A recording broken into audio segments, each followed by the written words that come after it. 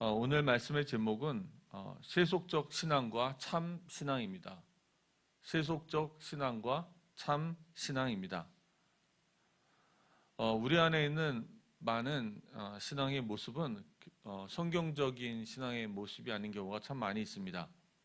매우 세속적이고 미신적이기도 하면서 우상 숭배적인 모습이 있기도 합니다. 복음을 전하고 또 성경을 연구하고 기도하고 목양하는 일을, 선교하는 일을 저도 거의 30년가량 하고 있는데도 이렇게 현장을 돌이켜보면 복음의 본질과 신앙의 본질을 가지고 신앙생활하는 것이 참 어렵다고 느껴집니다. 오늘 이제 블레셋의 모습을 통해서 그들도 속건제를 드리죠. 그들의 모습 속에서 세속적인 신앙의 모습을 발견하고 혹 이것이 나하고 관계가 있지는 않은지에 대해서 잘 생각해 보시기 바랍니다. 세속적 신앙은 자기 중심의 신앙입니다. 그러나 참 신앙은 하나님 중심의 신앙입니다. 곧 성경 중심의 신앙인 것입니다. 첫 번째입니다. 문제 해결이 아닌 하나님과의 관계 속으로 들어가야 합니다. 문제 해결이 목표가 아니고 하나님과의 관계 속으로 들어가야 합니다. 오늘 본문에서 블레셋 사람들과 방백들은 매우 큰 두려움에 쌓여 있습니다. 그들은 어떤 대가를 지불해서라도 지금 당하는 재난에서 벗어나고자 애를 쓰고 있습니다. 그런데 안타까운 것은 그들은 하나님이 어떤 분이신지에 대해서 전혀 알지 못합니다. 그들은 하나님과 어떤 생명적인 관계도 없습니다. 그들은 하나님과 그 어떤 인격적인 교제의 경험도 없습니다. 그들이 원하는 것은 당장 눈앞에 있는 현실 문제를 해결하는 것이었습니다. 오늘날에 보면 많은 성도님들의, 우리들의 삶도 이런 경우가 참 많은 것 같습니다. 하나님과의 교제에 대해서 잘 모릅니다. 그저 우리 삶의 신앙의 목표는 제가 평탄하게 살고 그리고 순탄한 삶을 살다가 어려움에 부닥치면 하나님이 저의 문제를 해결해 주시는 것입니다. 현실 문제가 해결되면 하나님이 살아계시고 하나님 맞는 것 같고, 현실 문제가 기도해도 잘 응답이 없으면 낙심하고 의심이 되어집니다. 문제 속에서 하나님이 무엇을 원하시는지, 그리고 우리가 무엇을 순종해야 하는지에 대해서는 관심이 없습니다. 오직 현실 문제로 인해서 온 것 때문에 두려워하고 걱정하고 근심하며 안절부절합니다. 심지어는 오늘 2절에 나왔던 것처럼 문제 해결을 위해서 복술자들, 점치는 자들을 찾아가는 목사와 장로들도 있다고 합니다. 저도 이 무당에게 전도를 해봤는데요. 무당이 저한테 그렇게 비웃듯이 얘기하더라고요. 목사들도 장로들도 점치러 온다고. 그 중에 뭐 때문에 점치러 오냐고 물어보니까 교회당을 어디다 사야 할지 이제 점치러 온답니다. 그리고 또 장로를 세우는데 이 사람이 진짜 내 말을 잘 들을지 안 들을지 점치러 온다고 합니다. 사랑하는 성도님들, 우리는 예수 그리스도의 십자가로 우리의 모든 죄가 사하여졌습니다. 그리고 하나님의 영원한 심판에서 벗어났습니다. 우리는 이제 하나님의 앞에서 의인으로 선포되었습니다. 그리고 하나님은 그 증거로 우리들에게 하나님의 성령을 보내주셨습니다. 세상의 문제는 끊임이 없습니다. 언제나 있는 것이죠. 세속적인 신앙의 목표는 현실 문제 해결하는 것과 내가 세속적으로 성공하는 데 있습니다. 그러나 참 신앙은 하나님과 함께하는 교제 속으로 들어가는 것입니다. 하나님 우리와 함께 계시고 하나님의 영광이 우리 가운데 머문다면, 하나님이 우리 인생의 울타리가 되어주신다면 현실의 그 어떤 문제도 문제가 되지는 않습니다. 하나님은 우리를 위해 영원토록 흔들리지 않는 하나님의 나라를 예비해 주셨습니다. 제가 이 말씀을 묵상하면서 생각했던 인물이 있습니다. 요셉이에요. 요셉이 가장 고통스러웠던 것은 무엇일 것 같습니까? 자녀들이 잃었습니다. 재물이 잃었습니다. 그리고 그 온몸에 그 간지럼하고 그런 피부병이 아주 심하게 일어났죠. 너무나 고통스러워서 죽고 싶었습니다. 그리고 그 아내도 차라리 하나님을 저주하고 죽으라고 저주합니다. 그뿐만이 아니죠. 위로한다고 왔던 친구들도 욥을 고통스럽게 정죄하고 있습니다. 그러나 이 욥이 가장 고통스러웠던 것은 이런 것들이 아니었습니다. 욥이 가장 고통스러웠던 것은 하나님이 아무 말씀도 하지 않으신다는 것이었습니다. 그래서 욥의 내용을 자세히 보면 하나님이 38장에서 말씀하시기 전까지 3장부터 시작해서 욥의 변론부터 37장까지 욥이 했던 가장 고통스러웠던 것은 육신의 고통도 있지만 하나님이 아무 대답을 해주시지 않는다는 것입니다.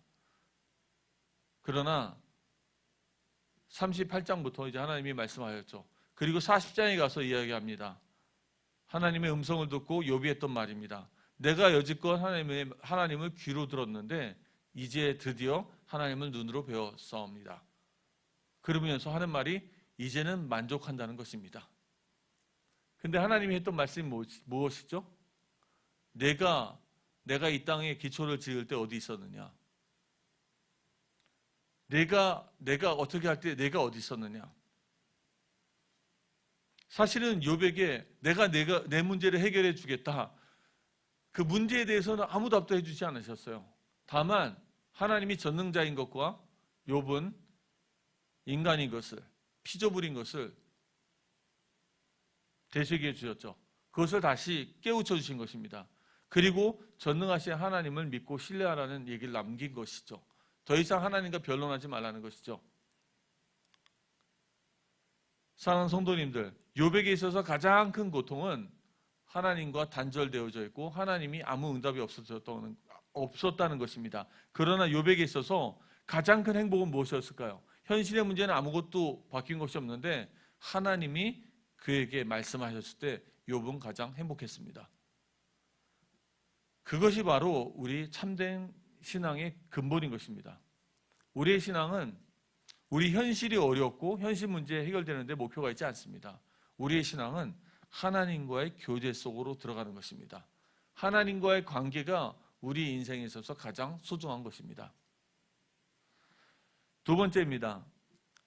세상 방법이 아닌 하나님의 말씀에 순종하십시오. 세상의 방법이 아닌 하나님의 말씀에 순종하시기 바랍니다. 블레셋 사람들은요, 수단과 방법을 가지지 않고 문제를 해결하고 싶어 했습니다. 그래서 그들이 찾아간 사람은 다곤의 제사장들과 복술자였습니다. 그들이 이 문제를 어떻게 해결해야 될까에 대해서 물어보죠. 그들은 하나님을 찾지 않았습니다. 이 벌을 주시고 이 재앙을 주신 하나님을 찾지 않고요, 하나님의 어떤 말씀도 구하지 않았습니다. 그들은 늘 하던 방식대로 문제를 해결하고 싶었습니다. 세상의 방식, 세상의 풍속, 자기의 방식대로 문제를 해결하려고 했던 것이죠. 세속적인 신앙은 문제 해결과 세속적 성공이 목표입니다. 그러므로 그 목표를 위해서라면 수단과 방법은 그다지 중요하지 않습니다.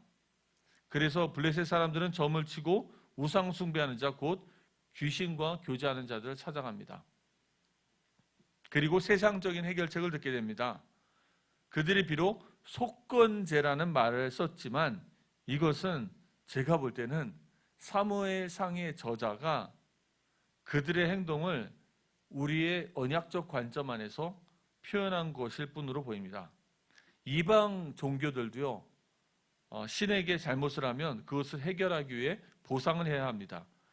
그들은 블레셋 성읍 5성읍을 대표하는 금 녹정 5과 그 밖에 블레셋 성읍들을 대표하는 금쥐 5을 보상금으로 하나님께 드렸습니다. 금입니다. 금. 황금이에요. 그 가치가 돈으로 환산하면 대단하겠죠. 그러니까 요만한 거 드린 게 아니고요. 그 형상을 만들어서 드린 거예요. 황금 덩어리를. 그것은 곧 배상, 보상을 말합니다. 내가 잘못했습니다 라고 말만 하는 게 아니고요. 배상을 하는 것이죠. 이들은 하나님의 말씀이 아닌 자기의 방식대로 보상금을 드렸습니다. 그리고 속죄를 담은 속건제를 드린 것이죠. 이는 성경이 말하는 속건제 방식이 아닙니다.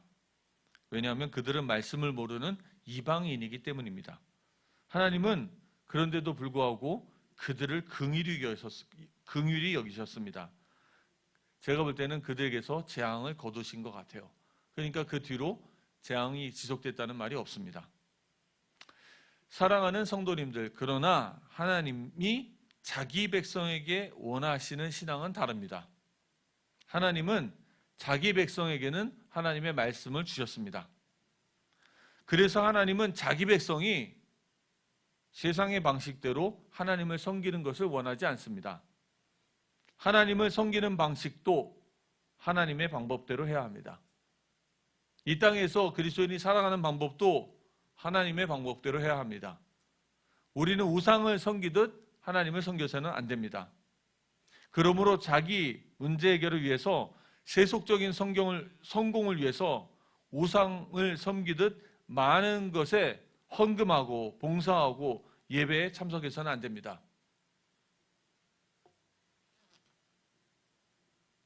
제가 고등학교 때 같은 고3의 이제 여자아이가 있었는데요. 이 아이의 언니가 있어요. 언니는 그때는 대학 능력 고사였습니까? 수능이 있죠. 대학 입학고사를 치렀잖아요.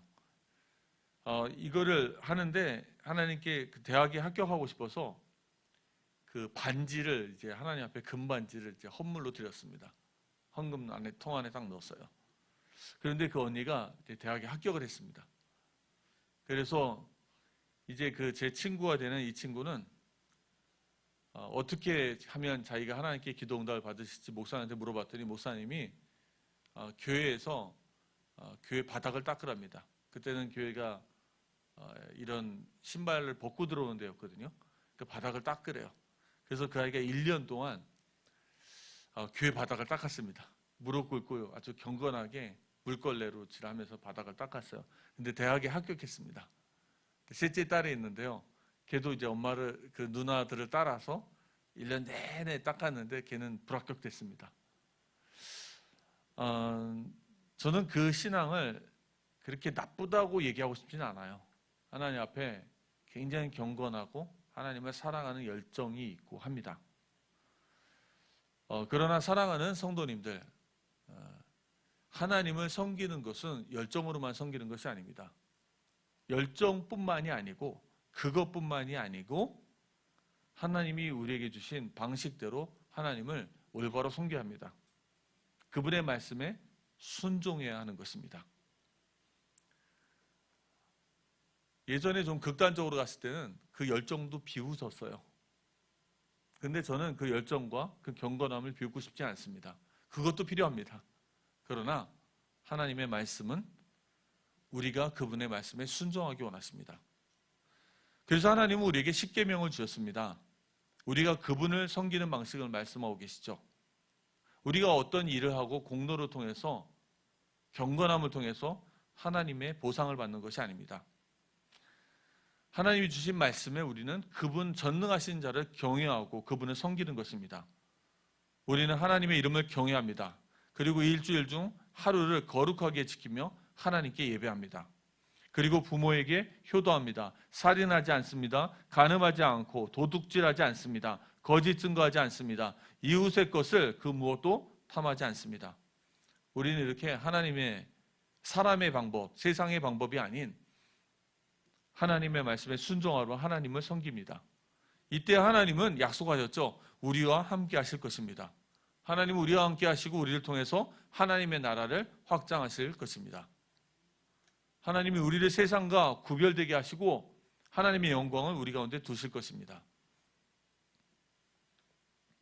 세 번째입니다.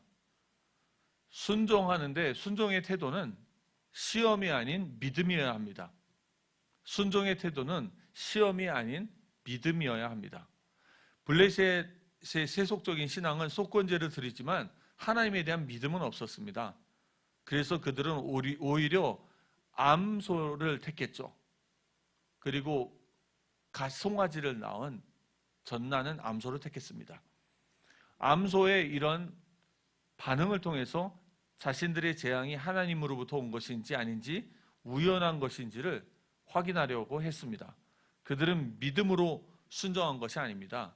그들은 하나님을 시험하는 목적으로 암송아지 2마리를 선택했습니다. 사랑하는 성도님들, 그러나 참신앙은 우리의 순종이 시험이 아닌 믿음으로 하는 것입니다. 하나님은 자신을 시험하시는 것을 매우 싫어하십니다. 우리는 비록 겉으로는 순종하지만 속으로는 시험하고 있을 때가 굉장히 많습니다. 진짜 복음이 위대하다면 시험 삼아 믿어보겠다는 사람도 많습니다. 우리가 이제 예전에 영적 기도를 통해서 예수님을 믿도록 도와주잖아요. 영적 기도를 한 사람 중에서 많이 이제 다시 예수 믿지 않고 교회도 안 나온 사람들 굉장히 많습니다. 제가 알아봤어요. 그들 중에 많은 사람들이 대부분 어떤 마음인지 아시나요? 네가 말하는 예수님이 그렇게 대단해? 그럼 내가 한번 믿어볼게. 이렇게 한번 해볼게 라는 시험하는, 테스트하고 해볼게 하는, 트라이하는 태도로 믿었던 사람이, 예수를 영접했던 사람이 굉장히 많습니다. 하나님에 대한 믿음이 없다면 기적도 없습니다. 구원도 없습니다. 예수님은 많은 병자들에게 얘기하셨습니다. 너희 믿음대로 될지니라. 내 믿음이 너를 구원하였다. 하나님의 말씀을 믿고 순종하는 자에게는 하나님은 큰 은혜와 증거를 주십니다. 그러므로 참 신앙은 이리저리 재는 신앙이 아닙니다. 그리 아니하실지라도 라는 믿음을 가지고 하나님의 말씀에 순종하는 것입니다. 마지막 결론을 맺겠습니다. 블레셋의 세속적인 신앙은 문제 해결을 위해서 그리고 세상의 방식을 선택하고 있습니다. 겉으로는 순종하는 것처럼 보이지만 속으로는 하나님을 시험하고 있습니다. 그런데 아이러니하게도 하나님은 그런 블레셋의 속건제를 받으십니다. 이는 하나님이 이방인을 단지 긍휼히 여기셨기 때문입니다. 그것으로 인해서 그들이 구원을 얻고 죄사함을 받은 것은 결코 아닙니다. 그러나 하나님이 자기와 언약을 체결하신 백성에게 요구하시는 참신앙은 다릅니다. 우리는 문제 해결이 아닌 하나님과의 관계 속으로 들어가야 합니다. 우리는 세상 방법이 아닌 하나님의 말씀에 순종해야 합니다. 우리는 의심이 아니고 테스트가 아니고 시험이 아닌 믿음으로 하나님을 섬겨야 합니다. 그러므로 예손의 모든 식구들은 세속적인 신앙을 버리고 참 신앙을 회복해야 합니다. 하나님이 예손의 모든 식구들에게 하나님이 함께 계시고 살아계신 증거들을 주실 줄 믿습니다. 믿음은 바라는 것들의 실상이요 보이지 않는 것들의 증거니 선진들이 이로써 증거를 얻었느니라. 예손의 모든 식구들이 하나님의 말씀에 참으로 믿음으로 순종함으로 큰 증거를 얻으시기를 축복합니다.